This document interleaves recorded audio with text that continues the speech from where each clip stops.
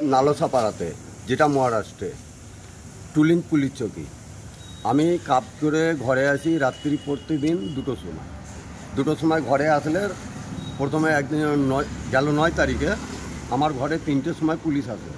Police এসে বলে, তোমরা আমাদেরকে খবর আছে যে তোমরা বাংলাদেশি, তা তোমাদের ইন্ডিয়ার যা প্রুফ আছে তাই নিয়ে আমাদের সঙ্গে চৌকিতে এসে। তা চৌকিতে যখন আমাদের Aadhaar card, PAN card, voter ID card সব নিয়ে যাই, তখন আমাদের এসব কার্ড বরাবর চেকই করে না।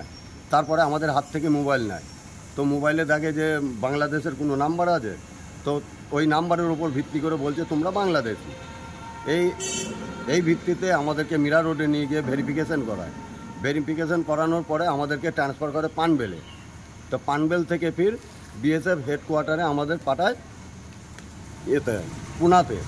তো পুনা থেকে ফির ফ্লাইটে বসিয়ে আমাদের টোটাল বাংলাদেশ ইন্ডিয়ান মিলিয়ে 150 জন ছিলাম। 150 জনকে এদের পুনা ক্যাম্প থেকে আমাদেরকে পাঠায় আগরতলা ক্যাম্পে।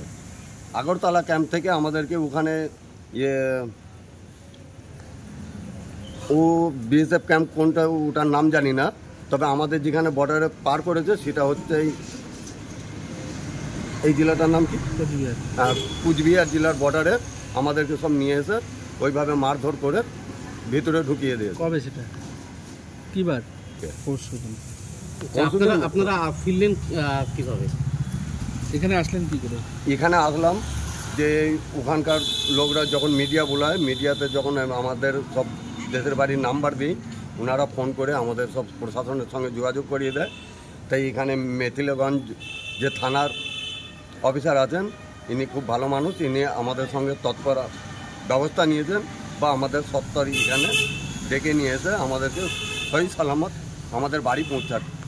পুলিশের সহযোগিতায় আপনারা ফিরলেন? হ্যাঁ, ইনাদের সহযোগিতা না পেলে আমরা বাংলাদেশই করে থাকতাম। কি নাম আপনার? আমার নাম মুস্তাফা কামাল শেখ, আমার বাড়ি পূর্ব বর্ধমান মন্তেশ্বর। আমাদের সাথে আছেন 3 জন ভারতীয় নাগরিক, তাদের আমি নাম বলছি। একজন হচ্ছে নিজামুদ্দিন মণ্ডল, যার বাড়ি হচ্ছে হরিয়ারপাড়া মুর্শিদাবাদ ডিস্ট্রিক্টে, এবং আরেকজন হচ্ছে মিনারুল শেখ, যার বাড়ি হচ্ছে বেলডাঙ্গা মুর্শিদাবাদ ডিস্ট্রিক্ট, এবং আরেকজন হচ্ছে মুস্তাফা কামাল শেখ, ওনার বাড়ি হচ্ছে মন্তেশ্বর থানা পূর্ব বর্ধমান ডিস্ট্রিক্ট। এই 3 জন ব্যক্তি সম্পর্কে গতকাল আমাদের কাছে খবর আছে যে ওনারা যখন মুম্বাইয়ে কাজকর্ম করতেন কিছুদিন আগে, তখন ওনাদেরকে বাংলাদেশি সন্দেহ করে মুম্বাই পুলিশ ওনাদেরকে গ্রেপ্তার করেন, এবং গ্রেপ্তার করার পরে ওনাদেরকে বিএসএফের হাতে তুলে দেওয়া হয়, এবং তারপর এদেরকে আমাদের এই কুচবিহার ডিস্ট্রিক্টে নিয়ে এসে তাদেরকে বিএসএফকে বলা হয়ে থাকে যে বাংলাদেশে পাঠানোর জন্য। এবং সেই সূত্রে কালকে আমরা খবর পাই যে 156 ব্যাটালিয়নের যে রতনপুর বিওপি আছে তার কাছাকাছি 0 পয়েন্টে বাংলাদেশের সাইডে বিজেপির কাছে ইনারা অ্যারেস্ট ছিলেন, গ্রেপ্তার আটক ছিলেন। সেই খবর পেয়ে কুচবিহার জেলা পুলিশ তৎপর হয়ে ওঠে, এবং আমরা সঙ্গে সঙ্গে তাদের মুর্শিদাবাদ জেলা পুলিশ এবং পূর্ব বর্ধমান জেলা পুলিশের সাথে কোঅর্ডিনেট করি, এবং ওনাদের যাবতীয় যে ডকুমেন্টস আছে আইডেন্টিটি প্রুফের জন্য, যেমন আধার কার্ড, ভোটার কার্ড, সেগুলো কালেক্ট করি। তাদের যে জমি আছে তাদের নিজস্ব নামে সেগুলো কালেক্ট করি, এবং তাদের সমস্ত যে ভারতীয় নাগরিক সেটা প্রমাণ করার জন্য সমস্ত ডকুমেন্ট কালেক্ট করি, এবং বিএসএফকে আমরা ফরমান চ্যানেলে আমরা প্রপারলি তাদেরকে অ্যাপ্লিকেশন করি এবং রিকোয়েস্ট করি যে তারা যত তাড়াতাড়ি সম্ভব এই ভারতীয় নাগরিকদের ফিরিয়ে আনে।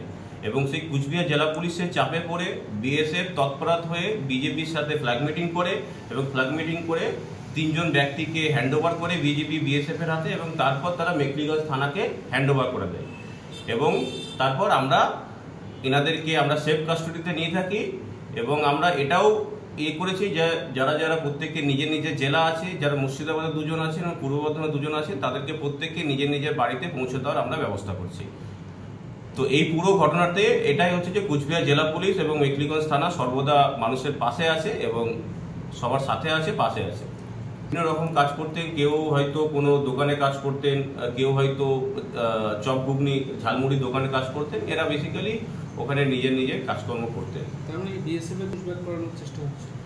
যেটা আমরা প্রাথমিক তদন্ত করে দেখছি কি হচ্ছে, আমাদের কাছে যেটুকু খবর এসছে সেটা হচ্ছে ওনাদেরকে বাংলাদেশে পাঠানো হয়েছিল, এবং সেটা ওনারা বিজেপিদের হাতে ওনারা আটক ছিলেন, এবং আমরা বিএসএফ এর সাথে কোঅর্ডিনেট করে ওনাদেরকে রিটার্ন ব্যাক করেছি।